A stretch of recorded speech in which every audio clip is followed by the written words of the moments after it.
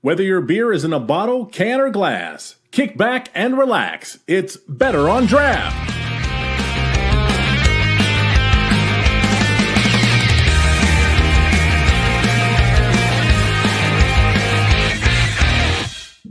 We are live, episode 357 of the Better on Draft podcast. My name is Ken. Thank you so much for joining us this Friday evening. It is Black Friday, which is everyone's favorite truck chasing, Bourbon County drinking day of the year. Obviously, plenty of other breweries do their own take on Black Friday. It's not just Goose Island, but let's go around and say hi to the other hosts and see what they're drinking. Starting with Wendy. Wendy, what do you got? Oh, Wendy, you're muted. Let me unmute you. There you go. All right. Well, you know, it is my favorite time of the year. So, of course, I have a Trogs Mad Elf.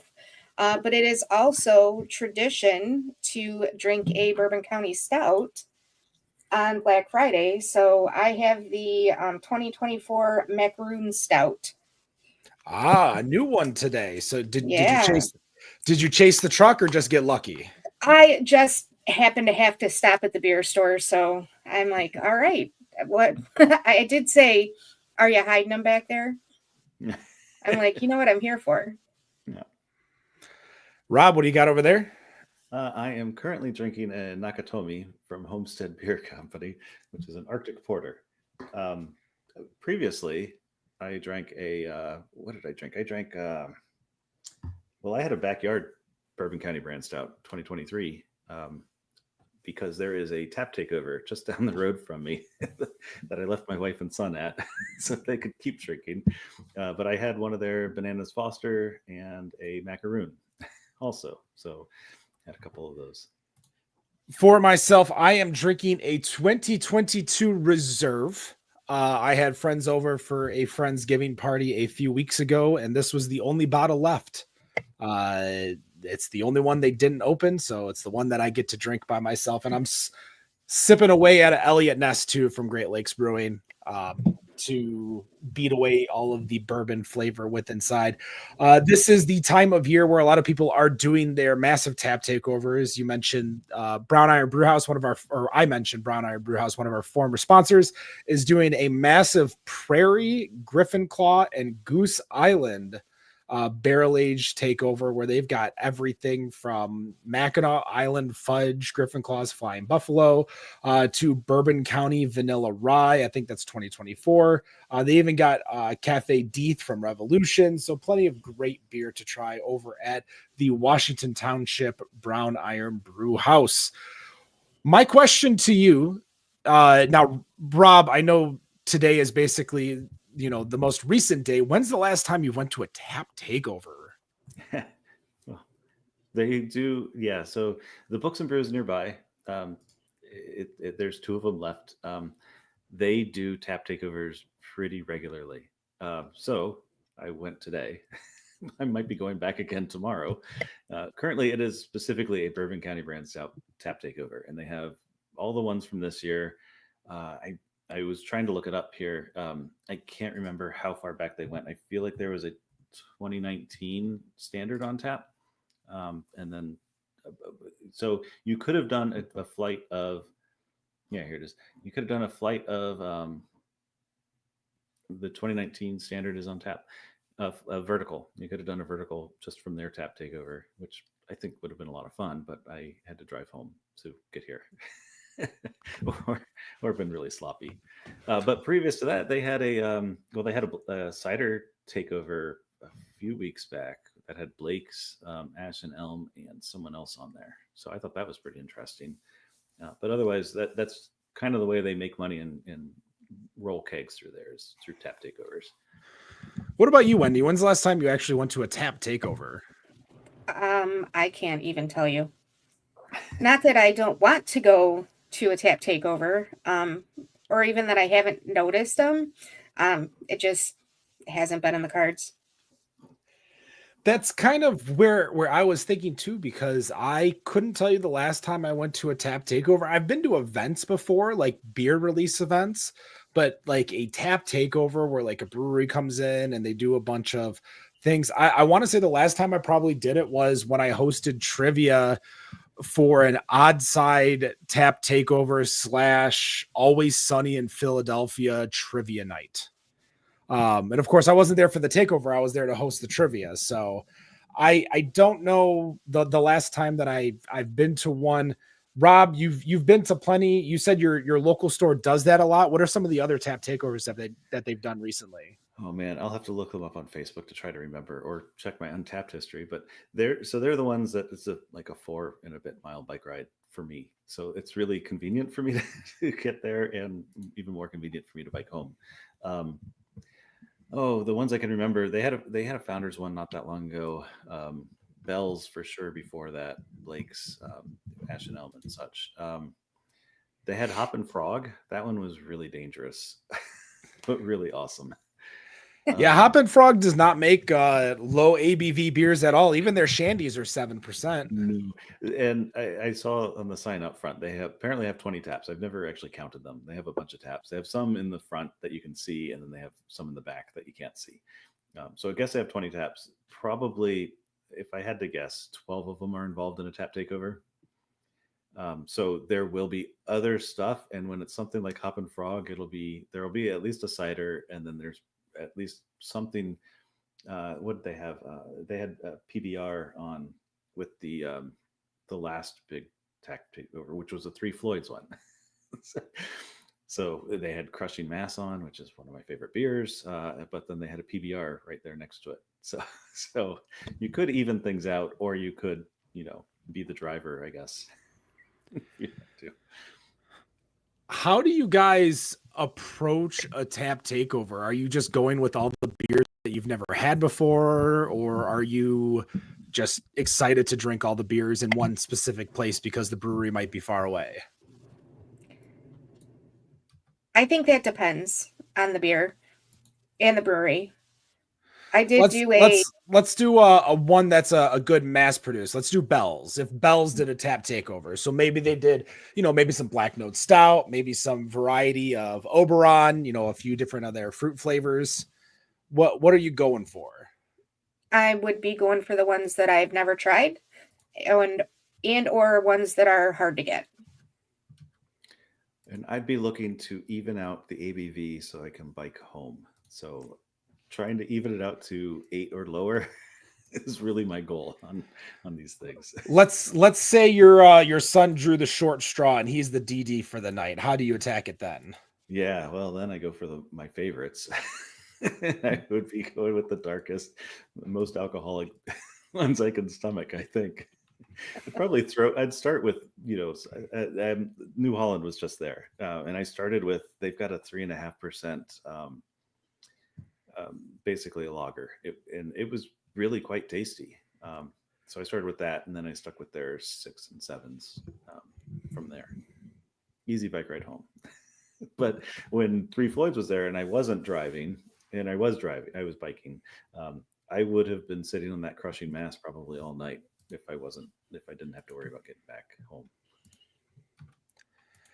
I think for me, at least, there comes a point in time where I don't want to say I'm over trying anything that's new. Like, I don't want to look at a list these days and just be like, what's the newest, what's the latest, what's the thing I've never had. Like, I feel the want to find something that I like and maybe crush it. Like if if Wax Wings did a tap takeover here and they had Mishimakwa, which is their brown ale, like I would just crush that the entire time. Like Wax Wings makes bangers after bangers of their IPAs and their stouts, and even their kettle sours too. But their beers, like if it's a beer that I like, I just want to drink that beer. I don't want to have to really. I don't know. Maybe I just don't like mixing these days. Although I'm mixing a barrel aged stout with a red ale, but I think gone are the days of going to a brewery and getting a brown ale, a red ale, a blonde, IPA, well, not an IPA, English mild, getting the rainbow of styles. Yeah, I would say more and more I do end up sitting on one that I am going to drink for the rest of the night, more often than not. Not me. I still want all the new stuff. I mean, that's to each their own in that regard. As long as it's not flights, I think you're okay. I want the to try all the beers. If I'm at a brewery, I'm definitely trying their stuff, and I'm going to be probably asking them, what should I have before I leave, type of a question. I just think it's gotten to the point where we're in a place of decision overload. You go to a craft beer store, or you go to, it was niche when you had Hopcat, which had 100 taps, and that was it. That was just Hopcat. But now, what's the difference between 100 taps at Hopcat or 60 taps at Brown Iron, or 20 really good taps at 8 Degrees Plato? Like, I'm not going to get through 20 taps in the first place. So, is there really a difference between having that many beers now versus not? We saw with Detroit Beer Exchange going out of business here in Metro Detroit, or in Detroit. Do you think that these types of beer bars that need that many taps are going to kind of start cutting down? Because even I think Hopcat Detroit isn't at 100 anymore. I think they've cut back a lot on their tap. They already are. They've already started cutting down at all those different types of stores. What was it? The World of Beers. Oh my gosh, I haven't even thought of a World of Beer in years. Yeah, well, I mean, they started doing more bottles. The one here in Canton turned it into Mavericks instead of World of Beers, and it's the same premise with all the different taps and stuff. But my biggest problem is that I have found that it's really hard for me sometimes to find beers I haven't tried on those lists. Yes. Which is really annoying when you're looking at 40 different beers and you're like, well, I've had all of these. So then, yes, I do know it's okay to have the beer the second time, right? Yeah. Okay, I'm just making sure. Because that's kind of the whole premise of it. It's like, enjoying the beers that you've already had before because you like them. Right. That's why we're on Untapped and we're rating them. But if I'm going to a place like that with so many taps, I am hoping to find something new to try. Right. But how many beers have you had today? But I mean, let's take into account that Untapped is only, 11 years old, 12 years old. Like, so if you've been utilizing all of your, untapped capital and checking in everything for the last 12 years, say you're adding 100 beers every year, that's 1,200 different beers. And you're laughing, but it's probably even more because you drink the alphabet at festivals. So that's 26 right there at each festival. Like, when you're sooner or later, you're just going to run out of beers or beers you want to try, to where you just need to enjoy what you know and drink what you know. No, you're not wrong. There is definitely less of a drive to find new stuff, but there are some places, like, I'm not going to, no shade on them, but I'm not going to Hopcat for the food. Not even their crack fries, which I think they had to rename for reasons. But yes, that's not even, I'm not going there for that. I'm going there because they have so many taps. They'll have something new, possibly interesting, and they have acceptable food. Frank over in our YouTube page, that's youtube.com/betterondraft, which you can listen to us live and interact with us every Friday at 8:30, unless we are on site, which we will be in 2 weeks at 4 Elf. So make sure you come say hi to us. Even Rob will be there, as well as our editor-in-chief, Ed. Wendy will be there, I think, right? Yes? Mm-hmm. Okay, as me, I will be there as well. So come join us. And he says, that's why it should not be about the taps, but rotating taps. Great. And I think that kind of gets to my initial point of what's the difference between a 60 tap Brown Iron Brew House and a 20 tap 8 Degrees Plato. Like, if you're rotating the taps and getting through the taps, that's great. But what happens when you have a keg that just doesn't blow? You have a style like a kettle sour, and maybe you're not in the area where kettle sours are going, or maybe you have an Oktoberfest and everyone's already over Oktoberfest and it's only September because the Oktoberfest was launched in August. I'll tell you the trick my friend and I use. We tell everyone at the bar they need to try it. So everyone gets tasters of it. Maybe someone likes it. That would be great. But eventually that keg is going to run out. Wendy, you may remember, and I want to say it might be 8 Degrees that did it. But there was a venue that used to do a bring your own glass. And it was like $5 or $6, and whatever glass you brought, they would fill it and you could drink out of that glass. And people would bring like, double gulps from 7-Eleven and, pitchers and steins and football. It's they do it with the Slurpees at 7-Eleven too. Yeah. Where just people like bring in their own glass as they try to kill the keg. Because for at least in Michigan, for those of you wondering, like, the law states you have to sell the beer for at least as much as you paid for it. So if you bought a keg for, $120 and you served, trying to do quick math, 24 pints, the rest of the beer you could technically give away for free, and you're still within Michigan legal laws. There's a lot of working around that kind of thing. But for rotating taps, again, when you rotate that many taps, maybe I'm going to be mad when I show up there and you're constantly changing the taps and there's beers that I don't want on there. Like, you not only need to have a good rotating tap, but you need to have a good list. Like, I don't want to go to a place anymore that, like, if I showed up to a bar for the first time ever and my choices are IPA, sour, and maybe a Kolsch, like, I probably would think twice about going there again, because all I'm going to drink is the Kolsch. And if the Kolsch is good, I'd probably come back, but then I'm going to be really mad when I come back and it's now not a Kolsch anymore. It's double IPA. I'm just, I hate IPAs. We know this. I haven't said it for a few weeks, so I feel like I just need to get it all out in one episode. Whether you hate them or you just don't want that style that frequently, it doesn't matter. The tap list needs to be varied. Especially if you've got upwards of 20 taps, you should have multiple things on there. You should have stuff for most people.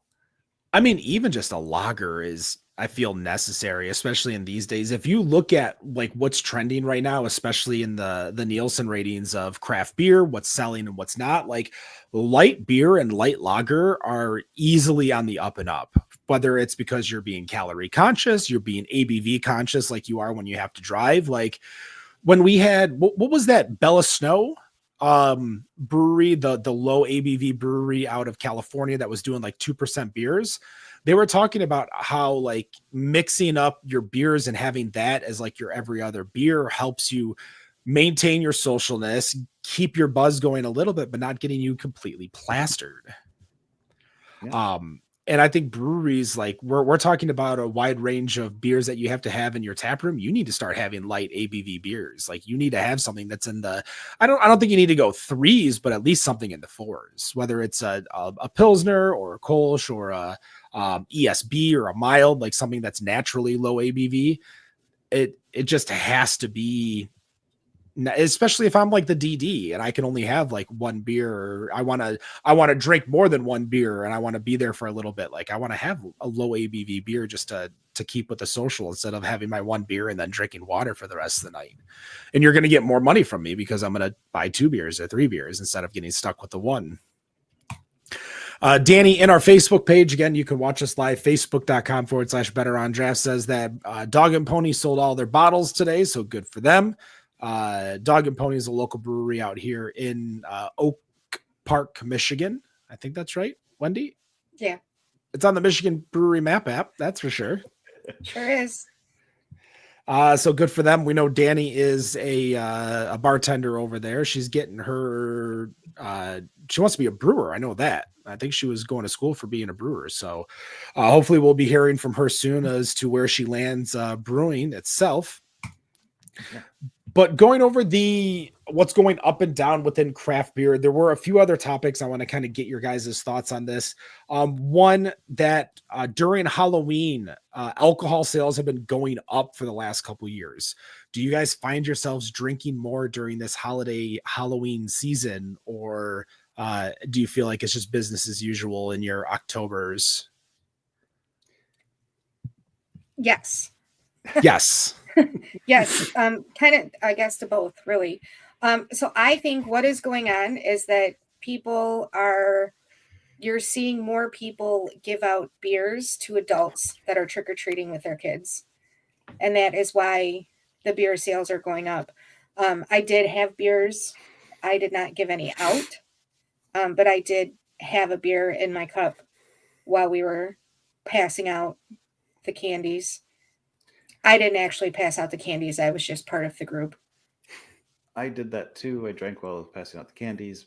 And I'm pretty sure I've said it on here before, but I have in the past tried to give out homebrew and nobody wanted any. And I promise it was good homebrew. A lot of people said they'd come back for it, but they never did. You just got to stick with the keg. Yeah. A keg of beer, easy, nothing crazy, like something that's usually at this time of the year, I'm usually drinking something that's like an amber. So either Irish Hills from Wolverine, Bell's Amber from Bell's. That's usually what's in my keg. Or at one point when Wes was working at Oddside, I was crushing through all those Oddside seltzer kegs because those kegs were only like $65 for half barrels. And I was like, "Are you sure?" Like, he's like, "Yeah, that's what we sell it to bars." So if you ever ordered an Oddside seltzer on draft from a bar, that $6 seltzer is pennies on the dollar. That's for sure. So I have contributed to the uptick in sales though, where I bought all the beers for my advent calendar. I haven't been drinking them. I'm about to give them all away, but yeah, tell me about this advent calendar that you kind of posted on. I think you posted on like the Michigan Craft Beer Discord. Yeah. So every year, I don't remember how many years I've been doing this now.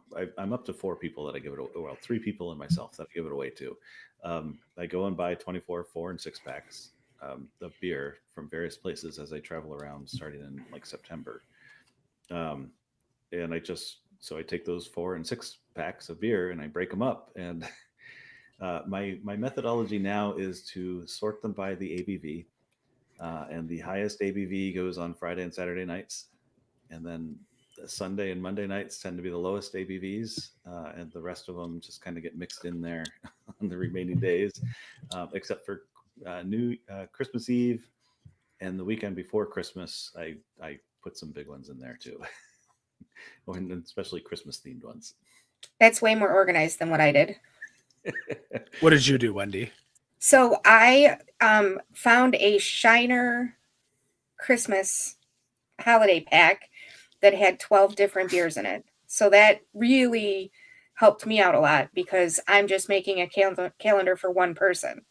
So I have those 12 beers and then I picked 12 other beers that around and I wrapped everything up and then I just randomly put numbers on them. So I don't know what number, like I don't know what beer is in there.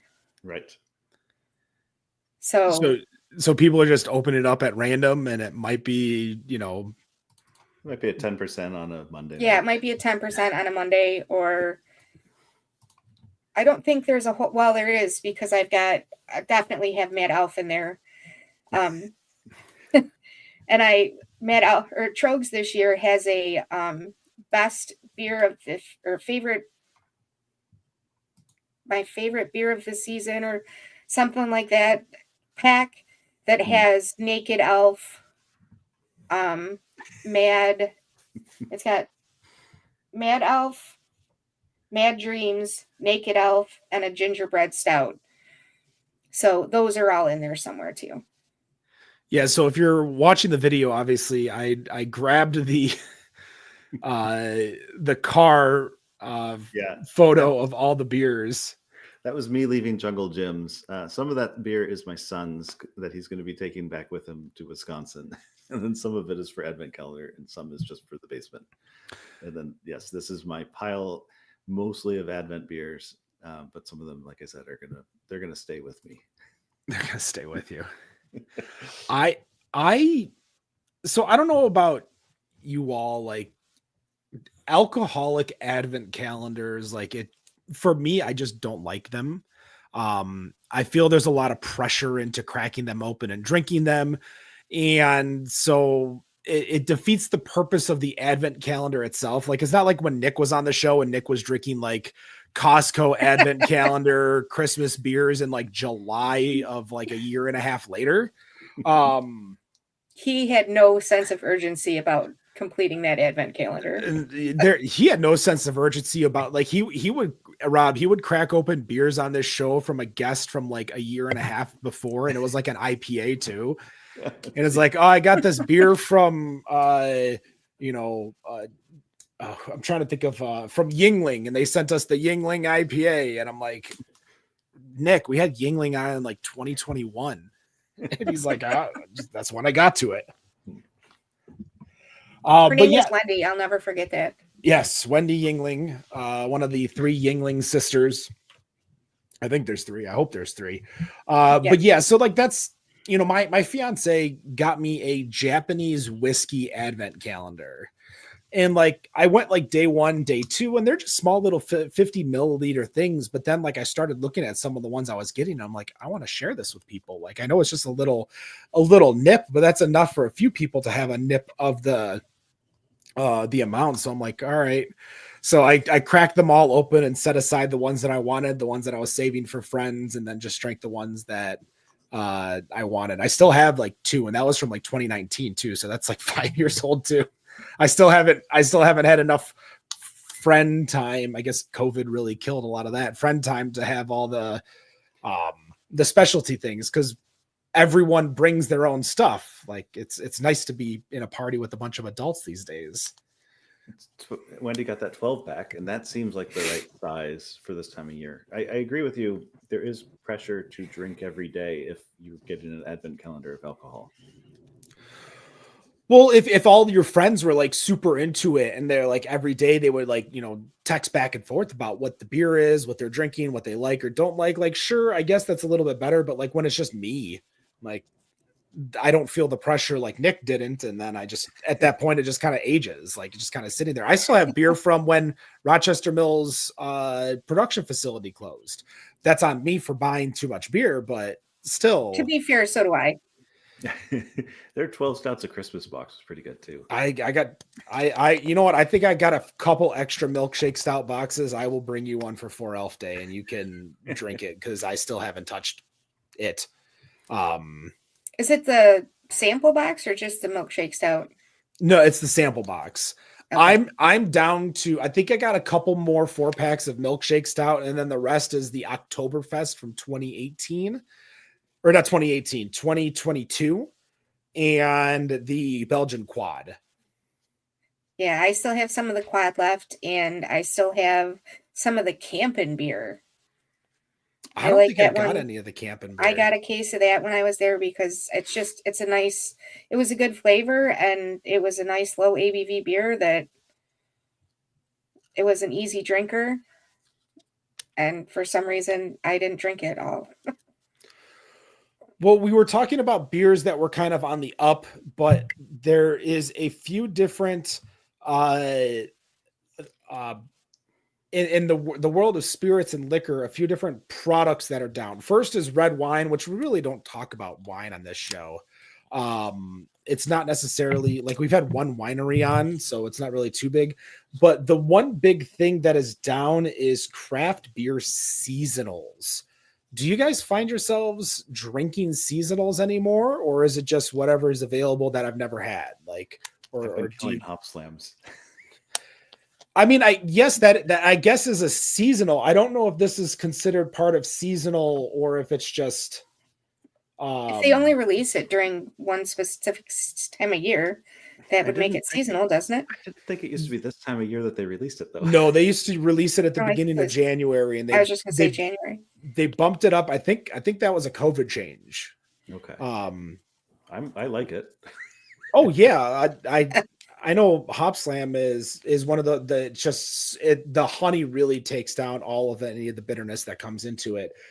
But for me, it says, for the article, it says off-premise channel seasonal were the top style contributor to craft beer dollar declines, down 8.3%. The segment counted for 27% of the decline.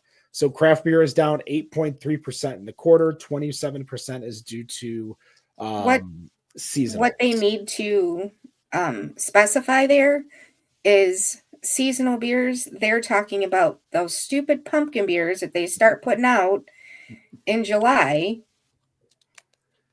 And you've got 4 months of pumpkin beers sitting out there that nobody's buying. I think that was just, I think we're still seeing pumpkin beers from like 2018 and 2019 still on the shelf. There was that one year where everyone was trying to get like Pumpkin and like Dogfish Head, I think had one. Like there was a handful of like really out there pumpkin beers, but like the next year, then everyone started pumping out their pumpkin beers early and then nobody wanted them. Yeah. And I remember the craft beer star over by you, the Superfine.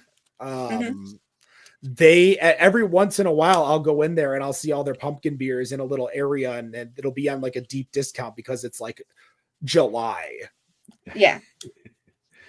So when that year that they first started releasing the pumpkin beers super early, I remember walking into the store. It was probably the end of July, beginning of August.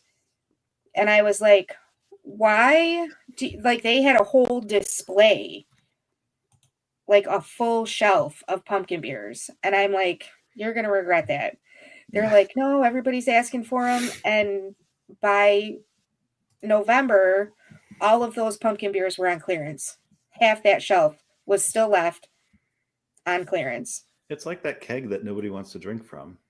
They want to taste it. They don't want a six pack. I'm also the same person though that just drove an hour to get Mad Elf because the only time I can get it is this time of year. Yeah. I passed it at Jungle Gyms, by the way. Like it was there. I looked at it. I did not pick it up. I don't know how you do it. I feel like that's one of the times you need to call me and see if I'll hop down 23 real fast for you to Toledo to pick it up. Cause it's only like a 30-minute drive for me to, I was about to say Manny's, but it's not Mario's. Oh yeah. Over in Toledo. I like Joseph's Beverage Center. They treat me really well. Joseph's is like another 5 minutes. Yeah. They're my favorite. They're my go-to because they always have stuff that I want. Anyway, I'm drinking a seasonal. Like this is a Christmas beer, just like the movie. Well, yeah, it doesn't really explain what a seasonal is. Cause like is Short's Mule Beer, which comes out in October, November of the year, is that a seasonal or is that just part of its, calendar of releases? Like, I don't know. It doesn't really explain on here because I wouldn't consider that as seasonal. I would just, limited time release. Because when I think seasonal, I think, Oberon, that's a spring beer. Like that's when I think like Shandy, spring, summer beer, winter ale or a spiced ale. That's a winter beer. Oktoberfest, that's what I think when I think seasonal. If it's an industry article, I wonder if it's just using the UPC because the breweries reuse their seasonal UPCs. Right. That's quite possibly. This is from Brewbound, and it looks like it is part of like the Nielsen inquiry, like data mindset. So there's like a consultant, Danielle Cosmol. Because the other thing that's trending down is spirits as a whole. And I think a lot of people are taking into consideration the RTDs, which don't count towards spirit purchases, as well as all the other options out there. And even then, I feel like it's just starting to become even more decision overload when you go to a store and you have all these options of, sure, you can have vodka or you can have this pre-made Moscow Mule in a can from Knob Creek. That's, here's 30 ounces of it. It comes with 6 shots. Enjoy. Yeah. And a whole ton of extra sugar. I know that's the thing that gets me is I'm always scared of those pre-made drinks. Even mass pre-made drinks bother the hell out of me. Like if you've ever seen like a pre-made drink on tap, or it's like in a huge cooler that they're pouring out for you. Yeah. Especially when you go to like concert venues or you're going to an event at a place and they pre-make it just so they don't have to constantly make Jack and Coke all night. Like they just have a whole pitcher of Jack and Coke ready to go. I'm sorry. I'm like, wait, they had to pre-make Jack and Coke? Yeah. How busy is this event? I mean, when the line's usually like a constant 20 people deep, Barry. It's those big margarita machines, though. I do like those. Again, I don't think of that though. Like, I don't think margarita. It's just like a weird, different thing. Yeah. I don't think we're getting. Well, I guess there are margarita slushes. You get a lot of margarita. Yeah. I mean, when you say margarita, the first thing I think of is frozen in the first place. Like, I don't even think of like a regular ass margarita, actually made by a bartender. I think it's just, pouring out the slushy. It's coming out of the machine. But it says that spirits are down 0.5% in dollar sales, whiskey down 1.6, vodka down 2.3, and cognac down 11%. Now I couldn't tell you why cognac is like a huge down in regard to sales. Because they haven't figured out how to way to make it sexy to drink it again. That's right. Their demographic is dying off. Right. Kind of like the malt liquor days. Yes, that was a self-selection. And I miss malt liquor. There's still malt liquor out there. You could still get it, Wendy. Oh, I know. I actually talked him into ordering some champagne at the local store down the street from me. He's like, yeah, we just can't get it in here because it doesn't sell fast enough. I'm like, if you bring in that case, I will buy it. And he couldn't get the pink one, but he did get me the other one. So cognac is one I have it with clam chowder just because that's what my grandma taught me. Cognac with clam chowder. Why? Yeah, I like it. Just what my grandma taught me. But there isn't much clam chowder in Indianapolis, or if there is, I'm not brave enough. Not a big clam chowder city, Indy. I don't think so. Not that I've noticed. I stick to my spirits. I have to be in a mood to have spirits these days. Like, if I like have to walk by my liquor cabinet and I have to see it and I'm like, oh, all right, that sounds good. I'll have a little bit of that.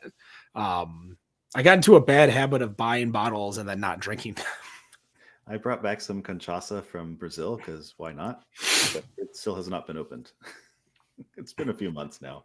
Were you able to get that through customs and stuff? No issues? Sure. Yeah. That's never been a problem. Oh. As long as it's not a lot of it.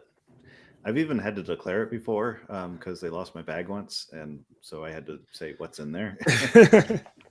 And so, we went through the whole list of what was in there, including all the alcohol. And they said, yeah, you're way under what we care about.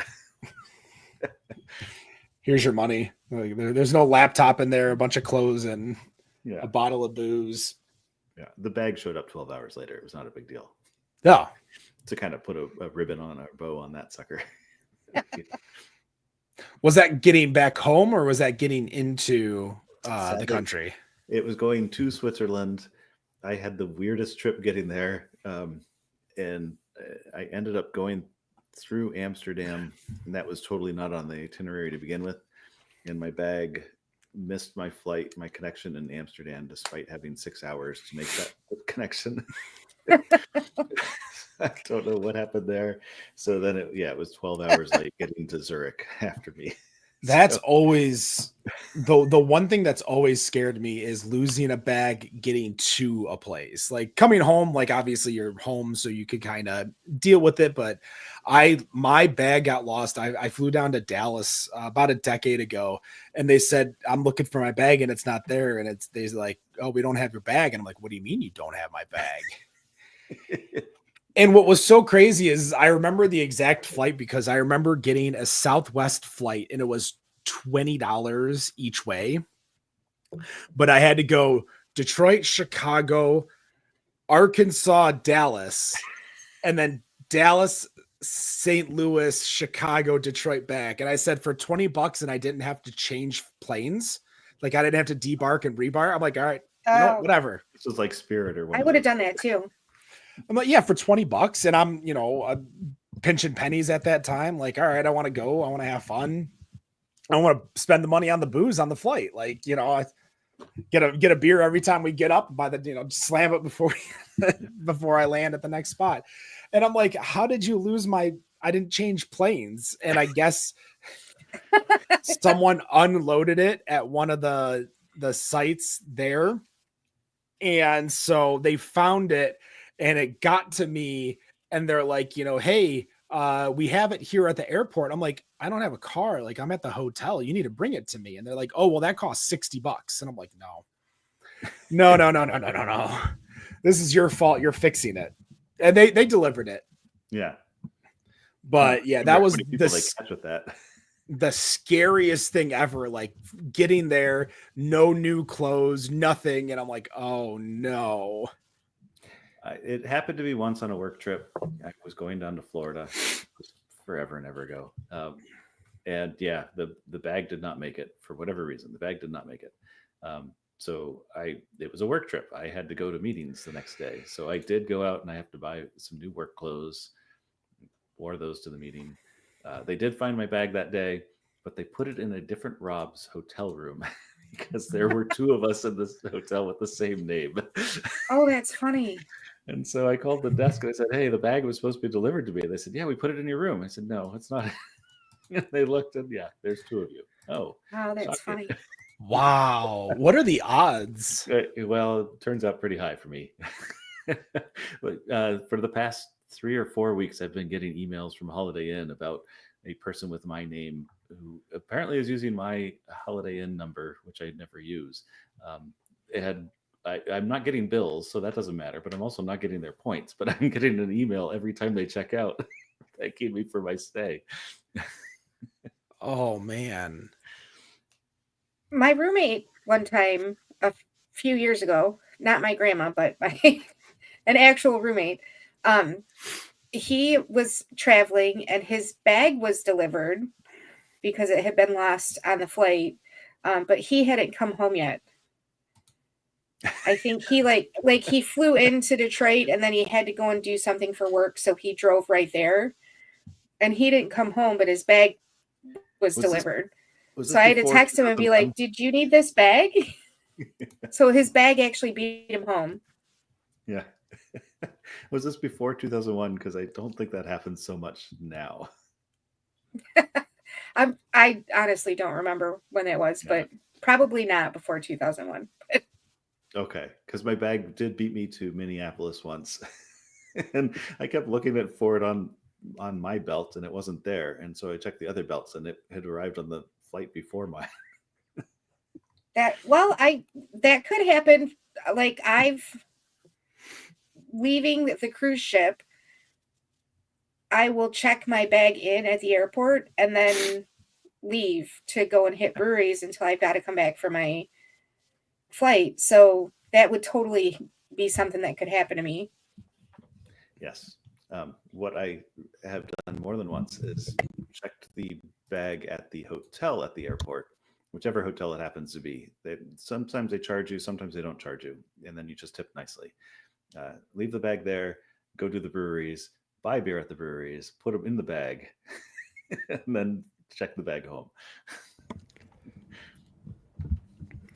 I do plenty when I was traveling a lot, like as I was saying, like getting scared of losing it or it beating me or all those when you were doing layovers and stuff. Like the biggest panics in the world was losing my tools, especially because I needed them for work and then having to go like try to find like the tools to go. So thankfully that never happened. But there's plenty of times where I'm sitting waiting for my bags to come up and it's like the last bag that comes up and I'm like, tapping my toes like, come on, please have my bag there.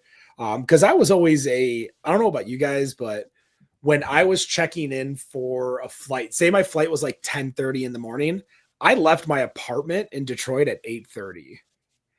Like I left Detroit. This was before I found out about the Delta Lounge. Like, yes, pre-Delta Lounge days, I would literally just leave my apartment, get there in 20 minutes, park. It's 90 minutes to go, and I'm checked in, and I'm still 45 minutes before my gate opens. But I was always worried about like my bags never making it onto the flight because I was so late compared to everyone says check in 2 hours early. Are you guys 2 hours before the flight kind of people, or? For my flight home, I try to be, yes. For my flight out, it really depends. The Indianapolis airport has got to be the easiest I've ever flown through. And I've been through a lot of different airports, but it's just so nice. And yeah, rolling up pretty quick, pretty short before the gates start to close, you're still going to be fine. It depends on the airport. I too am a fan of the airport beer. So regardless of what time my flight leaves, I like to get there with enough time to have at least one beer before I leave. Because that's when my vacation starts, once I get through that security gate. Yeah, I hear that too. All right, here's the true question. Your partner doesn't have TSA pre-check and you do. Are you waiting in the regular line with them? Absolutely not. This has happened to me many times too. And no, I do not wait in the line with them. I do not have TSA pre-check, but I would never expect anybody who has it to wait with me. Yeah. Okay, first of all, we could meet at the gate. TSA pre-check is like $60 or $80 for a year or 5 years. It is the best thing in the world, Wendy. Honest to God. Yeah, it's for $40 more or whatever it is. Get the global entry. It includes pre-check, but you get through customs a lot. Border. You do a 30-minute interview online and a 30-minute like ID check in Westland, and that's it. Like you've cut. I can't tell you how many times like I've walked into the airport and I've walked by like so many the huge line at Delta to just go in and be the next person right at TSA pre-check. I had clear for a little while.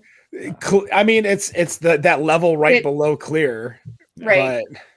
But that was awesome when I was doing that. But then I had let it lapse, and I got it through American Express, and it was really cheap, so it was totally worth it.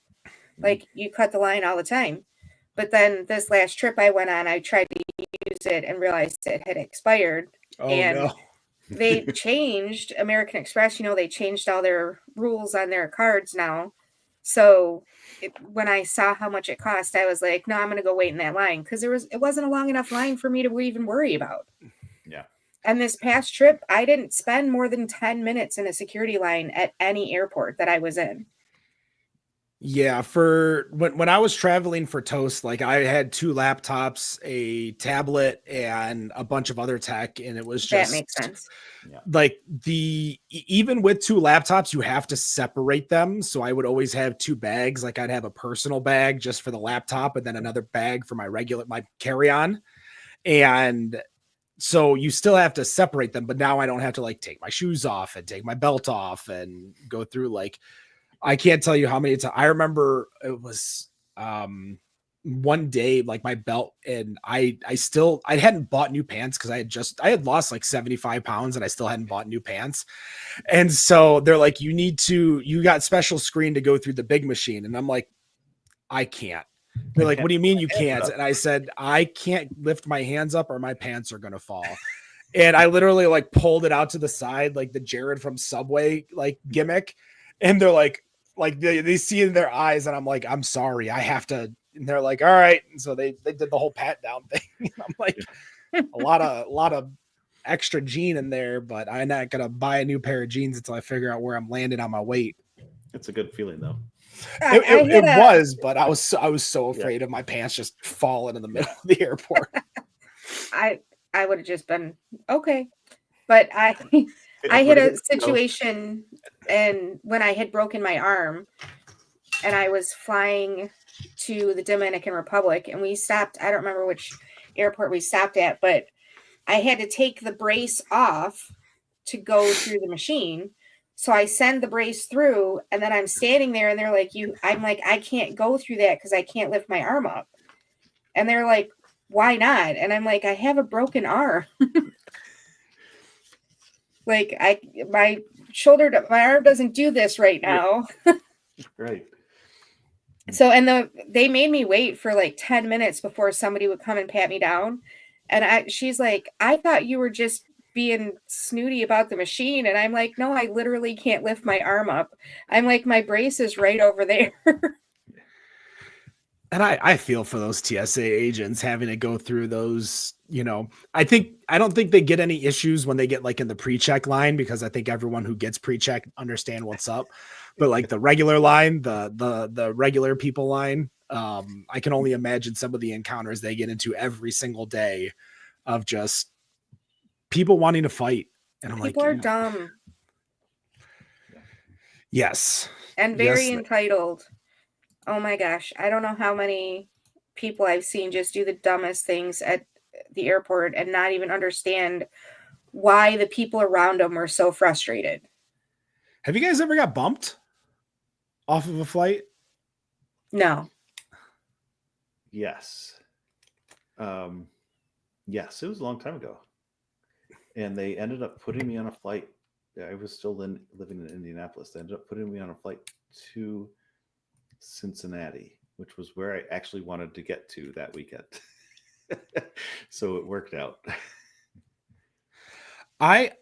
For the amount of times I flew, I never got bumped. And I don't know if it was because I was always like, whatever airline I was flying, I always had like points and memberships and all that stuff. So I don't know if, it gave me any added benefit, but I was always, because I never purchased like first class or the main, it was always coach, like the cheap coach, you can't choose your seat coach. And I was always afraid of getting bumped, but I don't think it ever happened to me. Mm. But you see these we were talking about stupid people and seeing these like videos online of like people acting a fool. Like I saw a video of like a 2-year-old got bumped, and the issue was that they weren't going to bump the parents. Yeah. And cover all that stuff. And they're just like, That doesn't make any sense, because don't they have to tell them that it's an underage child when they're buying the ticket? So for this one, if I recall the story, it wasn't an underage. It was an underage child. It was a teenager, and they changed the name of their teenager who stayed wherever they were and brought their 2-year-old with them. So there was like a name change on the ticket or a person change on the ticket, and that's why that person got bumped, which just happened to be a 2-year-old. But they wouldn't like do all the special stuff for the rest of the family. Like they were only just going to do it for the 2-year-old. They're like, well, if you're bumping him, you got to bump the rest of us. Like, Yeah. That's kind of on them then, because they didn't give the airlines the information, is my personal opinion. I was flying one of those flights. I picked a seat farther back, just because I don't like being so far from the bathrooms. If I'm like, I was flying coach that one, I'm like, I'm not going to pay the extra for a middle seat anyways. And this family came in next to me, and they were like trying to get people to switch seats with them because they booked the tickets where you don't get to pick your seat, but they wanted their family to sit together. Yeah. And the guy was like flipping out. He's like, we might as well have flown Spirit. And I'm like, well, you kind of did. Yeah. Because you bought the cheapest ticket possible without paying for any of the extras. Like, I just couldn't understand. That kid kicked me in the head like 4 times while we were waiting to deboard that plane too. And he knew it was happening and never once did anything to stop it. Mm. He was not a friendly guy. Let's put it that way. He was a jerk. are you a window or an aisle? So I am an aisle because I am a chunkier girl, and the window seats tend to have that one part that comes down and you cannot lift it up. So your seat is smaller. I would prefer the window, because if I'm flying first class, I'll get a window. But if not, I need to be aisle. Rob? I prefer a window because I have a superpower or weakness that as soon as that cabin door closes, I will fall asleep. It doesn't matter how long the flight is, how short the flight is, I will fall asleep. And I may sleep the whole flight. I may only sleep until we've taken off. I don't know, but I like to lean against the bulkhead and just, I'm out.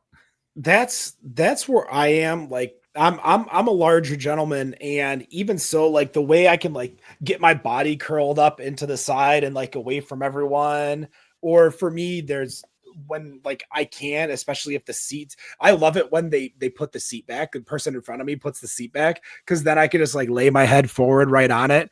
And I don't necessarily sleep as much as time travel. Like I close my eyes and then it's like an hour later, and I'm like, oh. And like I look over and I see like the person got the cookie next to me, and I already missed my chance at my Biscoff and my drink. And I have no shame. I'll hit the button. Hey, can I get my cookie and my drink, please? Yeah. No problem. There. There was I'll always buy, because I get more free drinks on my Amex card for flights than I'm on flights. And usually I'm drinking at the lounge, so I'm not drinking on the plane. So usually if I get a drink, I'll ask the person next to me if they want a drink. I'm like, I got free shit. Please drink my stuff. And everyone feels so weird about that. Like, I don't want to drink. I'm like, all right, that's fine. But I'm like, it's free. I'm paying for it. Like, I can't remember the last time they've actually charged me really for a drink on the plane. Seriously. Oh, they got that cell phone out ready to scan my QR code the second I say, give me a fat tire or I am the opposite of bump most of the time, where I get moved up a class. So it's when I was flying 30 times a year, I was getting bumped all the time up to at least for Delta. What's the Comfort Plus? Yeah. Comfort like Plus. Minimum Comfort Plus. If I was flying into some smaller town like Houston instead of Dallas or something, I was getting first class. yes. Now, Comfort Plus gives you free alcohol. You get a free drink. So, Yes, you do. Oh, that must be new. I don't remember that. yeah. Well, last few years, but yes. I know Delta started doing a below coach charge now on their flight, where they've got like basic and basic economy, Yes. Mhm. where you can't choose your That's what seats anymore. That guy had, oh God. I can't do that because I do not want a middle seat. No, I'm picking my seat. The only time that I'm getting the middle seat is if I'm like sitting with Julia and we'll do the, seats next to each other. She can get the window, I'll take the middle, and Yeah, that's not so bad. no, not at all. Yeah. My goal, the free drinks on Delta, is to get to 100 420 beers on Delta flights. 100 420 beers on Delta flights. Because that's one of the badges on Untapped is the hundo. If you get 100 of the same beer checked in, then so I'm working on that just on Delta flights. That's the only time I Forget to check mine in all the time. I need to start paying more attention to that. No, you don't. You don't have to. One, you've had those beers plenty of times. But what else are you gonna do in those, however long it is between when you land and you can actually get off the plane? You find a person that's sitting in front of you and you challenge them to battleship so you can screen peek at their ships and you win. That's right, or you take their seat. There are some really crazy movies that Delta puts on their flights too. Like, I am surprised some of the movies that they allow on there, like movies with pure nudity, like just the end scene of Django Unchained. Like, you can watch Django on there and the end scene exists. And I'm like, this is uncomfortable. There's a lot of kids. I around watched me. somebody watch 50 Shades of Grey one time. Nice. do they show anything From a raunchy few in shades that? away. I don't know. I don't think they show anything that's It's not like full nudity, but there is a lot of sex in. yeah, it's implied.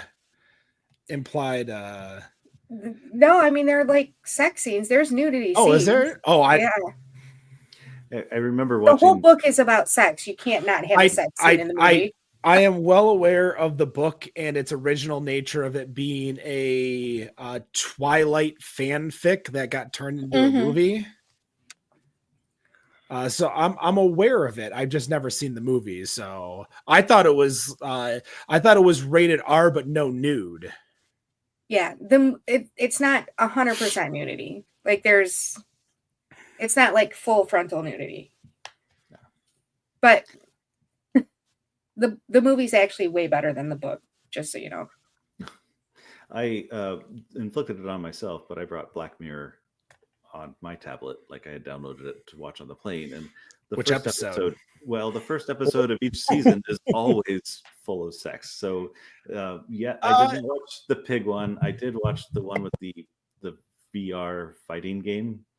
Oh yeah, that was season 3. The Downward Spiral one with Bryce Dallas Howard doesn't have sex in it. That's the first episode of that one. Okay, yeah. So maybe it was just the 2 first episodes that have. Because I remember I said I watched the first episode and somebody said, "What'd you think about the pig scene?" And I said, "What pig scene?" And I didn't realize that I watched the first episode of the 3rd season. Oh yes, no, that one has one of them has the VR fighting. Yeah, I think that's the 4th or the 5th season. And that one's pretty steamy. Which is the Street Fighter VR one. I did rewatch Hang the DJ. I want to say like 6 months ago, and it was so good. Same with San Junipero. Like everyone always talks about how good it is, and I'm like, yeah, I thought it was all right. I thought it was kind of like, the mindset of everyone just said it, like how Die Hard's a Christmas movie, so everyone says Die Hard's a Christmas movie. Right. Wendy, do you have any idea what we're talking about here? No, I'm Googling it right now. Netflix, alternate reality thriller really horror. Okay. But do not watch season 1, episode 1 first. Period. Wait, End why? of sentence. Just don't. It doesn't set the right tone for the series. Yeah, It really watch. You should watch 15 Million Merits. That's probably one of the best starting episodes. It's with Daniel Kaluuya, or whatever his name is, from Get Out and Black Panther. But 15 Million Merits is probably one of the better episodes to start with. Downward Spiral, the Bryce Dallas Howard's really good too. White Rabbit, that's another good one to start with. Bandersnatch was pretty good. That's their Bandersnatch is good. I don't think they're taking that off of Netflix when they do their big purge of like They're getting rid of the interactive ones. interactive episodes. Yeah. I think Bandersnatch has got Will Pluth in it. Is that right? I don't remember. I don't do the names so well. Anyways, yeah. So 15 Million Merits. I watch that first, watch one other one, and then you can go to the first one. Just trust us. Okay. We're that first episode. Did you ever watch The Leftovers on HBO? No. No, I haven't yet. That episode, the first episode of Black Mirror, is easily one of those episodes that you need to decompress after you watch that. It's heavy. It's very heavy, very good, very well written, very heavy. It touches on lots of things you didn't really want touched on. Yes. Better on Draft, 357 in the books. Way to go out. We've got such a crazy rest of the year. We've got the Brew Traveler, who's coming out with a book next week. He is on the show. His book is coming out later this year. Great stocking stuffer. It's going to be great for a coffee table. We are going to be in person at 4 Elf on December 13th. We are doing a double interview there. We are going to be talking to the folks over at Dark Horse Brewing /Roke, as well as Brenda and Chuck from Life in Michigan, who's doing some great content for people in Michigan. December 20th, Kevin DeGrood, formerly of North Center Brewing, comes in to talk about his brewery, what happened, how things are going, and what the future is going to look like for him. And we are going to finish out the year, December 27th, with the very first guest we ever had on Better on Draft, Eric Brigham, coming in to talk about the state of craft beer, the changes that have happened since he's been on, which was episode 300 the last time, and what is going on for the future. And maybe we get a teaser of what's going on for the future of Better on Draft after I retire. So that's going to do it, episode 357. Like us on all of our social medias, Facebook, Instagram, TikTok, Untapped, Kick, Twitch, X, Blue Sky, everywhere that you could find social media, you could probably find us. And no matter what you think of your beer, we think it's Better on Draft. Have a good night. Cheers.